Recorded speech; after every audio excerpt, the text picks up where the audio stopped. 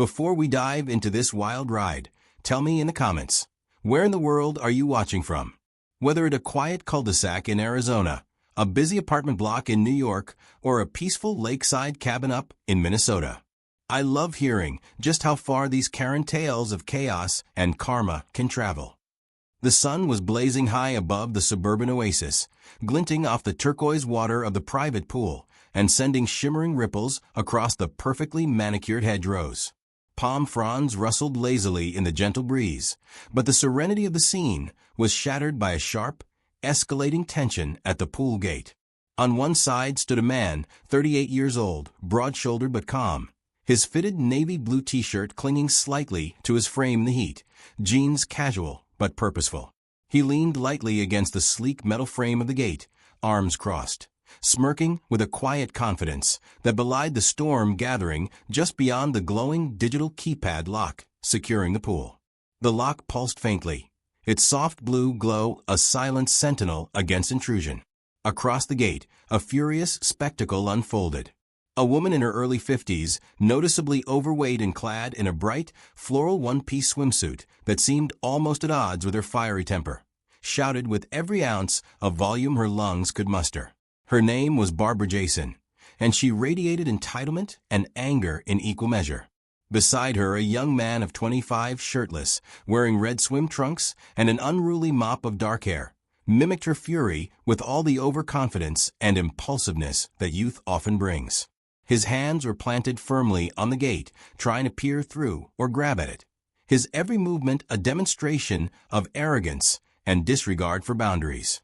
The man on the other side of the lock barely flinched, his smirk widening as he watched their performance.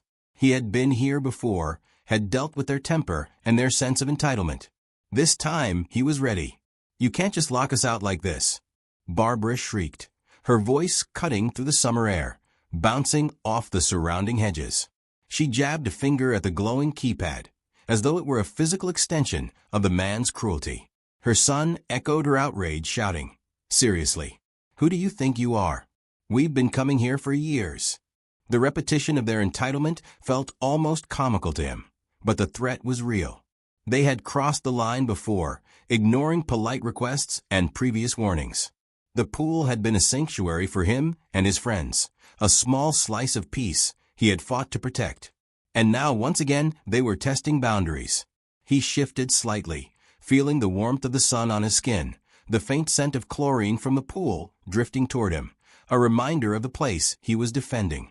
"The pool is private," he said, voice steady but carrying a quiet authority. "I've asked you to leave. This is trespassing." He let the words hang in the air, knowing they would be ignored, and yet speaking them was a necessary ritual, a formal acknowledgement of his own boundaries. Barbara's face contorted with disbelief, a mixture of indignation and anger painting her features. "Trespassing? We're your neighbors. We've been here since," she began, only to be cut off by her son's mocking laughter. "Yeah, this is ridiculous. You're trying to play the hero with your fancy little lock." His tone was sharp, edged with the arrogance of youth and the belief that rules were for other people. He leaned closer to the gate, their combined presence pressing against the physical and symbolic barrier that separated entitlement from legality. The man remained unmoved.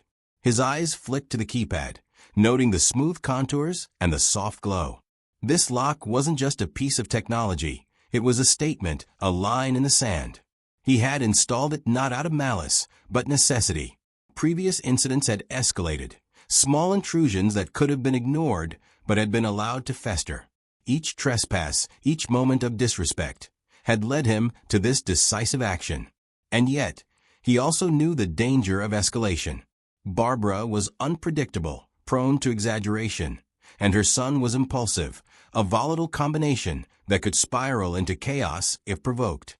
A tense silence hung briefly in the air, punctuated by the soft hum of the keypad and the distant chirping of birds. Then, as if on cue, Barbara pulled out her phone and began dialing. Her eyes flashed with the certainty that she held the moral high ground, that calling the authorities would immediately vindicate her. Her son's smirk faltered slightly as he realized the magnitude of the gesture, but he quickly masked it with bravado. "What's the matter, Mom?" "Scared he's going to tell on us," he taunted, a note of nervousness hidden under layers of arrogance. The man's hand flexed lightly at his side, a subtle but controlled response to the tension mounting around him. He knew this move would escalate the situation legally, that the sound of Barbara's voice on the phone would soon bring officers into the fray. But he also understood that it was precisely the moment to stand firm, to assert ownership of his space and defend the boundaries that had been repeatedly tested. The sun reflected off his eyes as he considered the options, calculating the potential outcomes with the same precision that had guided him to install the lock in the first place. Barbara's voice rose again, now loud enough to draw the attention of a few nearby neighbors. "This is harassment." "We've done nothing wrong," she yelled, gesturing wildly toward the keypad as though its mere presence was an act of personal attack. Her son added his volume, a chorus of entitlement and rage, each shout pushing the tension higher.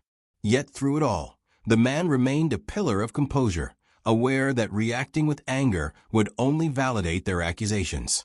Instead, he allowed a measured calm to radiate outward, a silent counterpoint to their chaos. The scene was almost cinematic in its clarity. The sparkling pool behind the locked gate, the bright summer sun casting sharp shadows on manicured lawns, the angry mother and defiant son pounding and shouting, and the man who refused to yield, a figure of quiet resolve.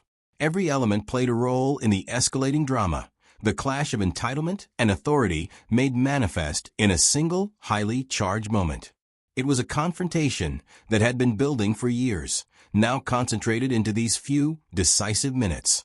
Then, almost imperceptibly at first, the hum of the keypad seemed to take on significance, a symbol of control and foresight in the midst of emotional chaos. The man's gaze lingered on it, appreciating the small victory of preparation. Every previous warning, every polite request ignored, every boundary crossed. It all led to this instant where he could assert both his rights and his intelligence. Barbara's frantic gestures and shouting were powerless against the technology he had installed, a physical manifestation of the limits he had drawn. As Barbara's phone connected to the 911 dispatcher, the tension reached a new peak. The man's heart rate remained steady, but a spark of anticipation flickered in his eyes. This confrontation had always been inevitable, and now the stakes were higher than ever. The neighbors who had begun to notice the commotion hovered at the edges of their yards, curious but cautious, unaware that they were about to witness a dramatic unfolding of justice, cunning, and consequence. The final seconds of the section lingered on the glowing keypad, the shimmering turquoise of the pool, and the juxtaposition of entitlement and calm determination. Barbara's voice cracked with frustration over the phone, her son's smirk faltering as the situation slipped further out of their control, and the man's smirk widened just slightly, a quiet promise that he was ready for whatever came next. In that suspended moment, with the sun overhead and the palm trees swaying, the story poised itself on the knife edge of escalation, drawing the audience inexorably forward to see how the confrontation would unfold, how strategy would meet arrogance, and who would emerge victorious. The shimmering water reflected a world divided, one side consumed by fury and entitlement, the other anchored in calm, calculated resolve. And as the man tightened his grip on the situation, a single thought crystallized in his mind. This time, he would not just defend his property. He would teach a lesson that Barbara and her son would never forget. The phone call connected with a crisp click, and Barbara's voice surged through the line, dripping with indignation. "Yes, we're being harassed. He's locking us out of the pool. This is unacceptable." Her words tumbled over each other, frantic and exaggerated, painting the scene as if she were the victim of some grand conspiracy. Her son, emboldened by her aggression, leaned closer to the gate, speaking over her in sharp, defiant tones. "You see? He's trying to keep us out. We've been coming here for years. This is insane."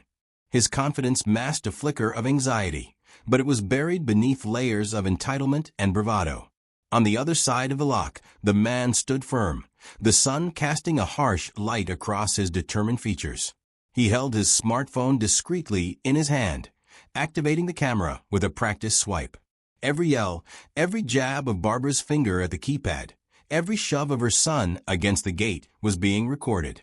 The digital lock's glow reflected off the screen, a subtle symbol of his readiness. He knew that words alone wouldn't deter them, and direct confrontation could spiral out of control. Evidence, strategy, and patience were his allies, and he intended to wield them with precision. The neighbors had begun to gather, drawn by the escalating voices, their curiosity a silent audience to the unfolding drama. Some leaned over fences, others stepped out into their driveways, eyes widening at the spectacle of entitlement clashing with calm authority. Barbara, oblivious to the attention she was attracting, stomped her foot and waved her arms, framing herself as the aggrieved party, while her son mirrored every gesture, a pantomime of defiance. The man behind the lock did not react, allowing their fury to build against the invisible barrier he had created. Every flail of arms, every shouted insult, only served to reinforce the correctness of his actions. "You can't just install that lock and pretend we don't exist," Barbara barked, her voice straining against the summer air. Her son laughed, a high, sharp sound that carried over the gathering crowd. "Yeah, what are you going to do? Call the cops? They'll never take this seriously." His confidence was a thin veneer, and the man saw it, recognized the gap between their bluster and their actual leverage. He shifted slightly, the weight of patience pressing down on him, as he considered the next steps. Confrontation would be messy. They were reckless, volatile, and easily provoked. The smarter path was to use their own arrogance against them, to turn the narrative in a way they could not escape. Barbara jabbed her phone toward the keypad, her knuckles whitening around the device. "Do you hear that? They're listening. This is harassment." She glanced at her son, expecting support, but his eyes flickered toward the small crowd that had formed. The realization that the spectacle was public, that their actions were being observed, seemed to hit him for a moment, but he quickly masked it with a grin and a sneer. The man's camera captured it all. The overblown gestures, the angry faces, the futile attempts to intimidate. Each frame was a testament to entitlement unchecked, arrogance made visible. The dispatcher's voice came faintly through the phone, calm and neutral. "Sir, can you remain on the line and avoid confrontation until officers arrive?" Barbara's hand tightened on the device, her agitation barely contained. "We're being harassed. He won't let us in. You have to send someone now." The man allowed a subtle smirk, appreciating the irony. The system was designed to protect against escalation, yet the very tool that would restrain Barbara and her son also highlighted their inability to follow rules. He remained perfectly composed, allowing their own momentum to carry them forward, deeper into the consequences of their actions. The young man, impatient and reckless, stepped closer to the gate, pressing his body against the metal. "You think this lock is going to stop us? Pathetic." His voice was loud, brash, meant to intimidate, but to the man it only confirmed the necessity of his strategy. Each movement, each insult, each desperate attempt to assert dominance was now documented, evidence of trespass, of aggression, and of unearned arrogance. The pool behind the gate shimmered, serene and untouchable, a visual contrast to the chaos beyond the boundary. The man's gaze followed the reflections on the water, letting the calm clarity of the pool reinforce his own measured control. Barbara's face contorted further, anger and frustration mingling with disbelief. She jabbed her finger again at the keypad. "Do you realize what you're doing? You can't just decide to lock people out of a community space." The man's lips twitched in amusement, but he spoke calmly, deliberately. "This is private property. The pool is for invited guests only. Trespassing is not a right." The words were simple, factual, unyielding. They carried a weight that Barbara and her son had no real defense against, yet they were too blinded by outrage to see it. The neighbors murmured among themselves, some nodding in silent agreement, others shaking their heads at the absurdity. Barbara and her son remained oblivious to the social consequences, consumed by the immediate thrill of conflict. The man shifted the phone slightly, adjusting the angle to ensure the keypad, their faces, and their aggressive gestures were fully visible.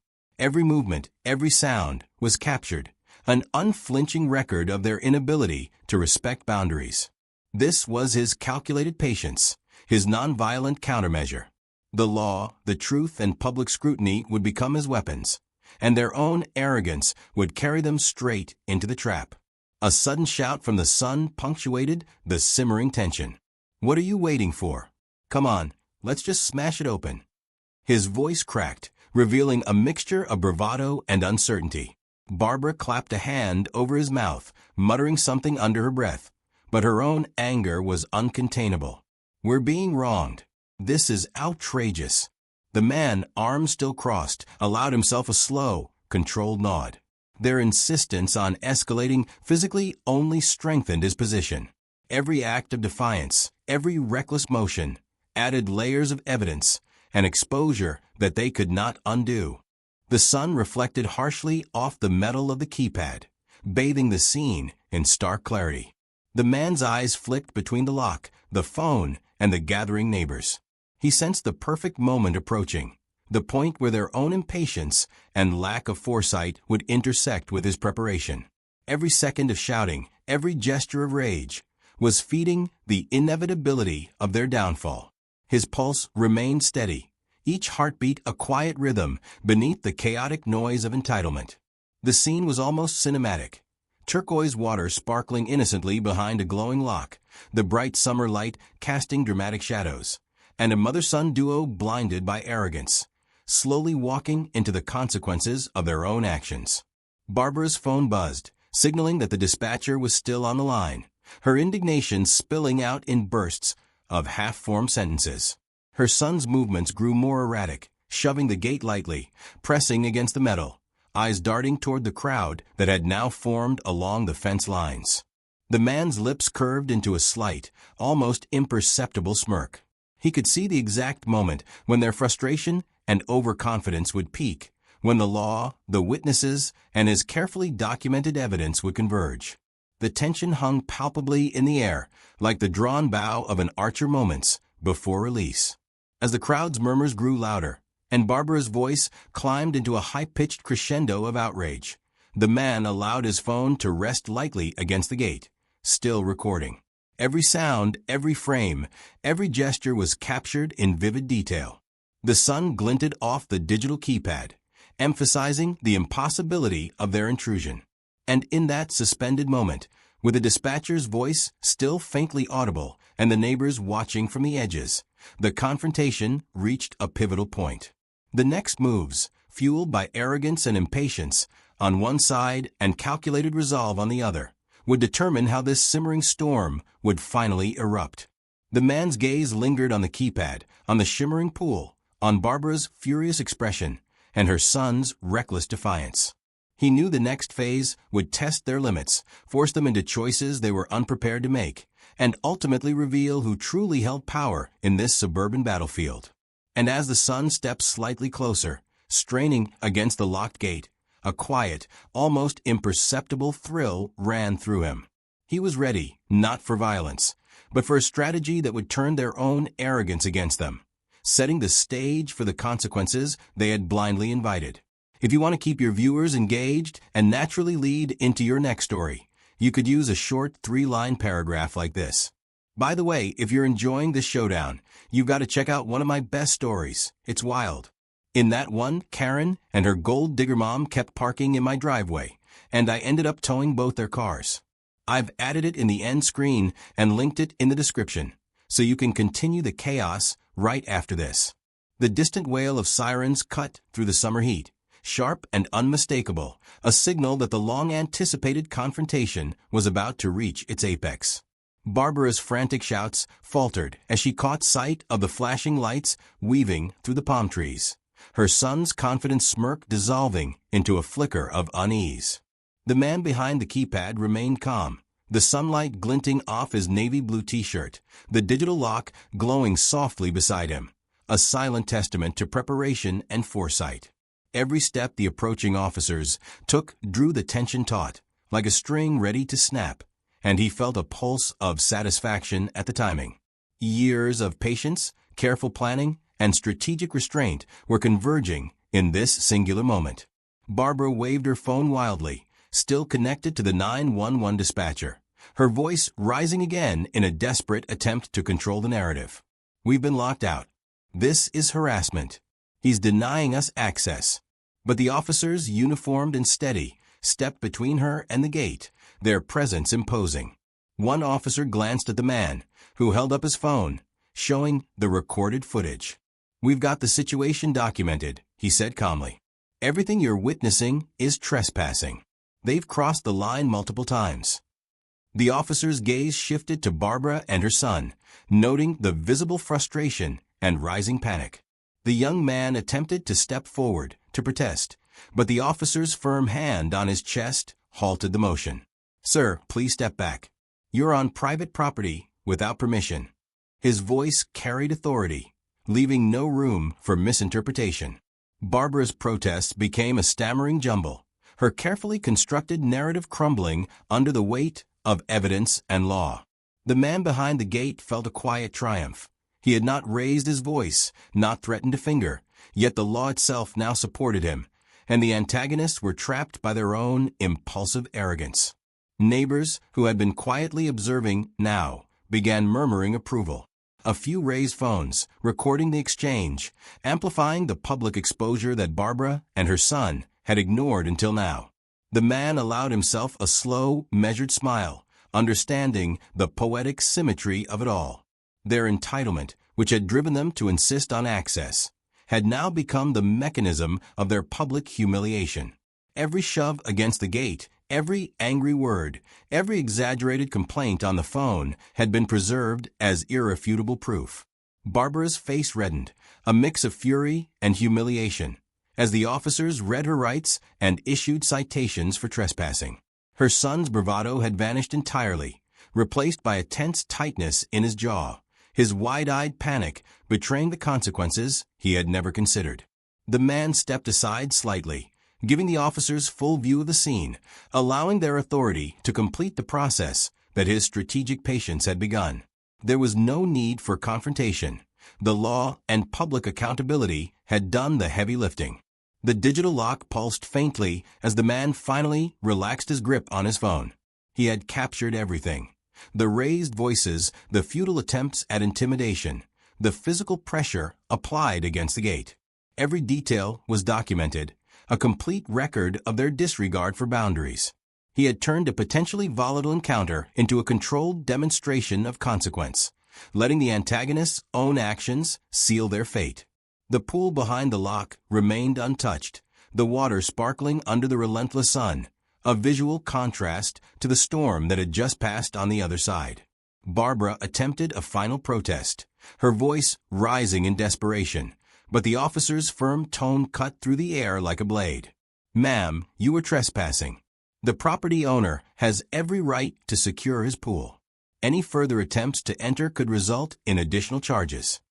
Her phone slipped slightly in her hand, the realization of her predicament sinking in. Her son shifted uneasily, casting quick glances at the gathering neighbors, now murmuring among themselves, some pointing toward the live stream being broadcast, further amplifying the humiliation. Their social capital, which they had relied on to support their sense of entitlement, was evaporating in real time. The man took a step back, his arms uncrossed, but his posture still steady. He allowed a brief glance toward the pool, the clear water reflecting sunlight in a way that made it seem almost untouchable, emblematic of the boundaries he had fought to protect. The officers concluded their inspection, confirmed the citations, and began guiding Barbara and her son toward their vehicle. Every step they took was observed, every whispered complaint caught on video and audio, an unbroken record of their arrogance and the inevitable consequences it had generated. As the duo shuffled away, muttering bitterly, the neighbors' attention shifted subtly, some offering nods of quiet acknowledgement to the man behind the gate. He allowed himself a small, almost imperceptible smile, the weight of vindication settling into his shoulders.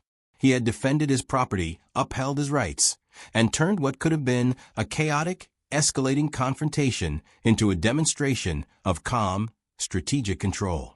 The antagonists had received a clear, undeniable lesson in respect and consequence. The sunlight glinted off the keypad one last time before he finally deactivated the recording. The pool area was serene once more, untouched and secure. He walked slowly along the edge, the water lapping gently against the sides, the faint scent of chlorine mingling with the warm summer air. It was a quiet victory, earned not through aggression, but through preparation, intelligence, and patience. Barbara's futile attempts, her son's reckless impulses, had been fully exposed, leaving them to contend with the consequences of their own making. He took a deep breath, letting the tension dissipate, but a trace of anticipation remained. The story was far from over in the broader sense. The video would circulate, the citations would be filed, and the lesson would ripple through the community. Yet, in this moment, he allowed himself to feel the full weight of accomplishment. The pool gate, now quiet and secure, symbolized more than just a boundary. It represented the victory of foresight and composure over entitlement and chaos. The son cast a lingering glance over his shoulder, eyes narrowing as he realized the public exposure was more damaging than any immediate reprimand. Barbara muttered bitterly under her breath, her pride wounded, her sense of control shattered. The man watched them retreat, feeling the quiet satisfaction of someone who had anticipated every move, who had leveraged calm intelligence against reckless arrogance. It was a victory both tangible and symbolic, yet he knew the aftermath would unfold in ways he could only observe, the consequences of their actions spreading beyond the immediate confrontation. Finally, he stepped fully into the pool area, letting his gaze sweep over the sparkling water, the lush greenery, the serene summer day. Everything was as it should be, untouched by the chaos that had raged at the gate. He had won without raising a hand, without shouting, allowing their own hubris to dictate the terms of their downfall. There was a sense of poetic justice in the symmetry of the moment. The entitled aggressors undone by their own impulses, the calm defender standing triumphant behind the glow of his digital lock. As he adjusted the towel over his shoulder, preparing to relax fully in the pool's refreshing embrace, a subtle notification pinged from his phone, a hint that the live stream had already begun circulating among neighbors and local community groups. A quiet chuckle escaped him, a mix of amusement and satisfaction. Their humiliation, now public and documented, would serve as a lasting reminder of the boundaries they had overstepped. The consequences of entitlement and arrogance had been met with patience, preparation, and strategy, leaving no room for doubt. He stepped closer to the pool, letting the sunlight glint off the water, the scene calm and orderly once more. Yet even in the tranquility, a sense of anticipation lingered. The ripple of consequences would continue, stories shared, lessons absorbed. The man smiled faintly, knowing he had not just defended his property, but had orchestrated a lesson in respect and accountability. The door to further events remained open, a subtle reminder that vigilance and intelligence would always be necessary when entitlement and arrogance collided with law and order. The shimmering pool reflected the late afternoon sun, casting dancing patterns on the surrounding tiles. Barbara and her son had retreated, humiliated but unbroken in spirit, unaware of the extent to which their actions had been captured and observed. The man stepped back, allowing the glow of the keypad and the sparkling water to dominate the scene once more. He had won, yet the story lingered, a lesson in foresight, strategy, and the power of patience.